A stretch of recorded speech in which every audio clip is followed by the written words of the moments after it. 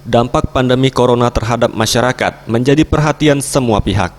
Terkait hal tersebut dalam rangka membantu dalam percepatan penanganan corona di Palembang, Partai Demokrat, Pempek Beringin, serta keluarga almarhum Profesor Dr. Ko Gajah Nata menyerahkan sejumlah bantuan kepada pihak pemerintah kota Palembang. Wali Kota Palembang Harnojoyo mengatakan, sejumlah bantuan yang diberikan yakni berupa 50 unit alat pelindung diri, 6 ton beras, dan 200 paket sembako. Bantuan ini sendiri dalam waktu dekat akan segera didistribusikan kepada sekitar 38.000 masyarakat yang sebelumnya telah didata oleh pihak Dinas Sosial Kota Palembang melalui gugus tugas kecamatan. Untuk hari ini dari Partai Demokrat dan Pempek Beringin beserta keluarga besar Gajah Nata, ya, berupa paket sembako dan APD.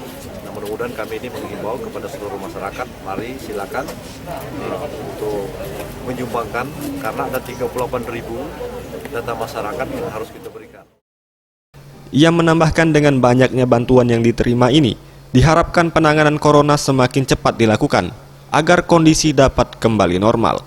Tim Liputan Sriwijaya TV.